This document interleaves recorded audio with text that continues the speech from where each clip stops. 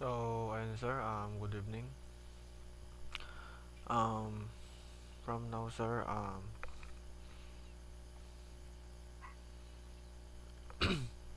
excuse me sir.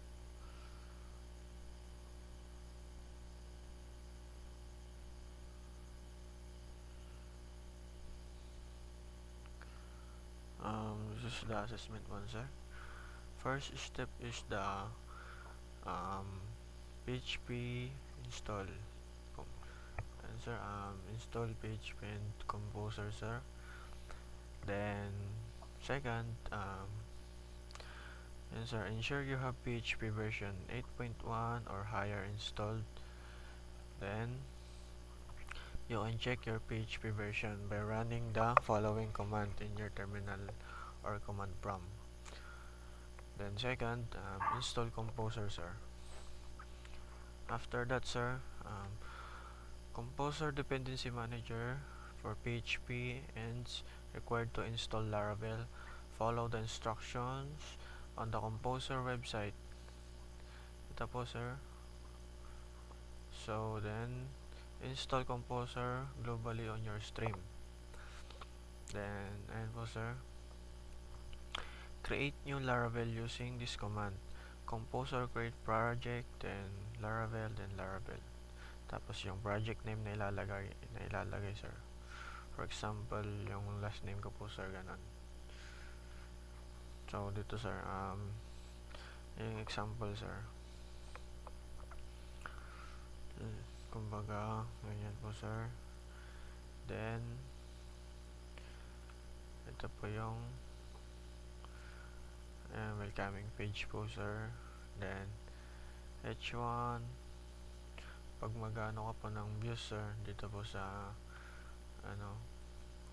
then kapag running, ito po sir. Yung kapag magra-run ka po ng sir, ng Laravel is PHP, i-command nyo po itong PHP artisan serve. Ayan sir, then click the provided link. Ito po sir. Then, ang output niya po sir is, for the first is hello sir. So, ito naman po sir sa pagka mag-create ka ng new blade sir, ito po siya. So, ayan sir, so user, then the output is ito po sir, user. Then, next po sir is ang controller po niya sir. The controller, ito po sir, nilalagay ko po ng niya dito sir, yung controller, tapos yung function, public function, mga ganyan sir. Then, tapos ito sir, example niya sir. Then, ito po, basic website structure. Then, illuminate supports, its route is up, tapos answer, function, return view, mga yan sir. Then, sa na sir, route controller is ito po yung sir, mga namespace, controller po to ng HTTP, then answer, illuminate, mga ganyan sir. Tapos mga public function sir, then ayan, portfolio, review service, mga yan sir, yung mga function po niya sir. Then ito po yung sir, yung code ng index. So ayan po sir. Then ang output po niya sir is ito po. Meron po siyang home, then about us, contact us, service, blog and news, then blog and news. Then ito sir, termination, portfolio, ganyan sir. Then ito po yung code ng sir, about. Ayan po. Tapos yung about us, ito sir. Then sa service naman sir is ito po yung code na ayan sir. At ang output naman po niya sir is ito po. Then sa blade naman sir, sa blog sir, ito po yung code niya. So So more on design lang po sir. Ito po. Then ayan. So ginamitan na lang po siya ng ano sir, ng CSS pang design po sir. Ayan sir, mga ano nyo. Tapos ito yung more on paragraph. Ayan sir, then mga ano nyo. Ito po. Then yung mga yan. Tapos yung output nya po sir is ito po. Ang vlog news.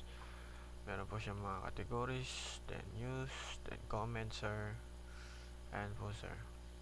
Ito po yung output nya, diba? Popular post, mga ganun. Then ito po yung ano niya sir, extend layouts nya. Ayan sir, order, yun po mga yan.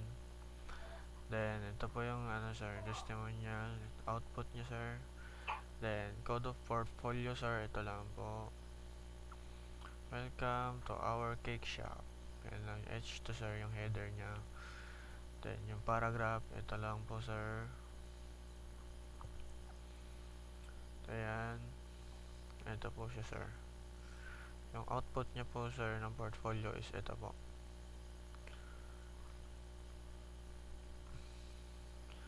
Ayan sir. Ito lang sir.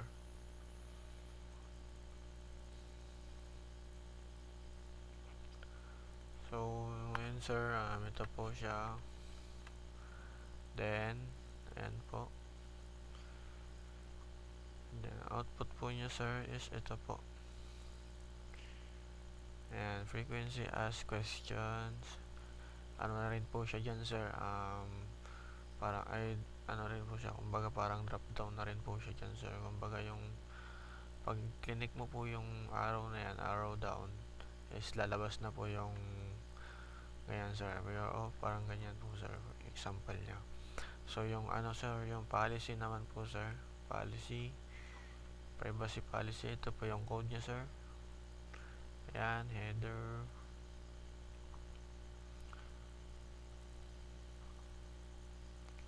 Then ayan po sir. Tapos ito naman po yung output niya sir. And information you collect, tapos how we use information, then sharing your information, mga yan sir. Tapos ito naman po yung code niya sa terms sir. Terms, ito po. Terms and condition, mga yan sir. And cake shop, then code, mga yan po sir. Tapos ano, contact us, yung code niya po sir. Tapos ito sir, sa assessment 3, activity 3, authentication. First step po sir is sa reCAPTCHA. First sir is go to Google reCAPTCHA website and register and obtain the site key and secret key. Ito po sir, kukunin po yung itong code na to sir, yung parang yung ito po yung key nya sir. So ipipaste mo po siya dito. Ito po sir, ito copy key. Ito po itong dalawang yan po. Tapos ipipaste mo po siya dito sir sa na CAPTCHA yan sir, site key, tapos yung secret key. Ito po. Then dito po sir, makikita mo po dito yung output nya. Ayan sir, dyan na po siya sir. And dito po sir, provide code for login page. Ayan po yung code nya sir. Then output, ito po sir. Then ito naman po yung activity for CRUD sir. Ayan po. Answer user, mga yan po sir. Ayan, login din. Ito po. Tapos yung code nya sir, first name, middle name, last name, then extension name, test gender sir. Ayan sir, age, civil status, address, email, contact number, image, course, school year, then action sir. Tapos andito naman po yung table, table head, yan sir, tapos table answer. So dito naman po tayo sa output niya sir. Andito na po yung student management, then school year, ayan sir, add school, mga ganyan sir, and course, then student, ayan po sir. Then dyan na po lahat sir yung mga provided yung output na yan. Tapos ito po yung gender, distribution pie chart sir. And then sa cloning naman po sir is ito po. Wait lang po sir.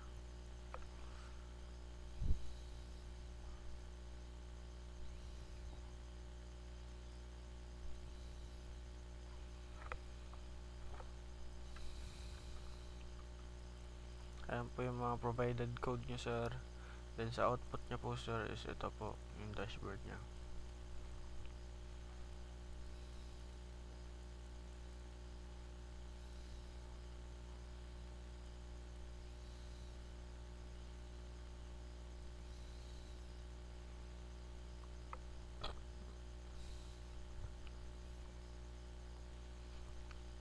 Wait lang po sir.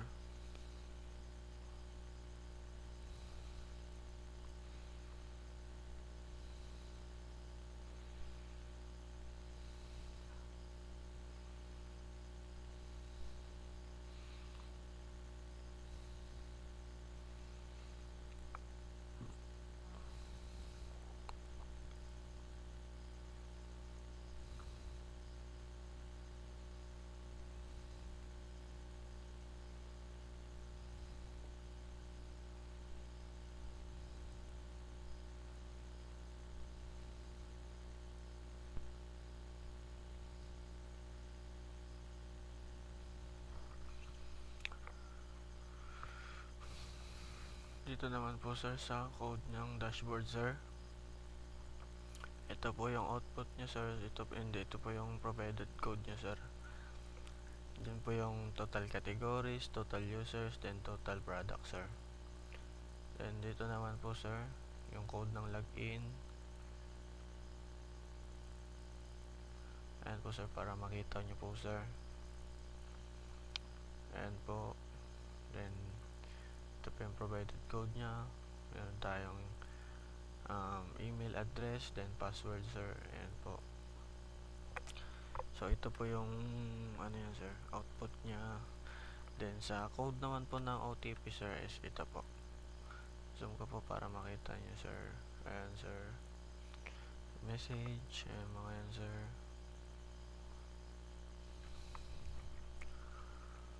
Ayan po. Tapos sa verify OTP sir, ito po. Tapos time remaining, meron po siyang time remaining sir na 10 minutes. Pagka hindi po na send yung OTP sir ng sa time remaining sir, nang naubos po yung time remaining, hindi po magre-reset po siya sir. So ibig sabihin kahit may lagay mo po yung OTP na binigay sir ng Laravel sir is hindi po siya re-rectang login sir. Hindi po siya magla-login successful kasi ayun sir, nag-reset po yung OTP sir. So magre-resend ka po ng panibagong OTP sir. Ganun ulit. So dito naman sir sa code ng products, ayan po. Hindi lang, pasensya na po sir, hindi po na masyadong kita. And ayan po sir. Ayan po. And sir, tapos yung output po ng product sir is ito po. Tapos dito naman so sa code report sir, sa report code ng report sir is ito po. Then ayan po sir. Tapos ito naman po yung ano niya sir, yung output niya sir. Dito naman po sir sa code ng register, pag magre-register po tayo sa login site, sa register site pala, ito po yung provided code nyo sir, then ito po yung output nyo sir, dito po yung reCAPTCHA. Importante rin po itong reCAPTCHA sir para kumbaga ano sir, parang hindi EA yung magkagamit ng website po natin. So ayun po sir, ito po yung mga provided code natin. Yan sir, then ito po yung output ng users. Then sa management, ito po sir,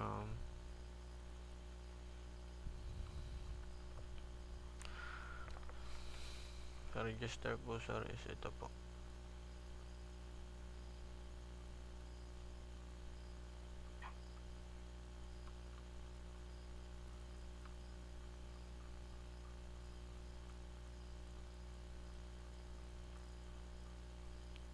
Ayan sir, yan po yung ng table ng database po natin sir.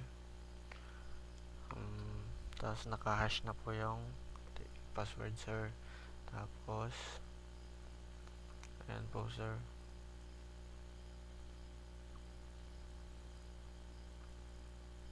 ayan po yung mga provided code.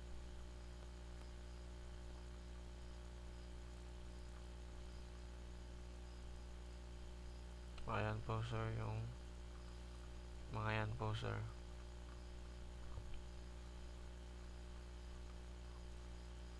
Then ito po yung pag mag-hosting ka po sir, ito po,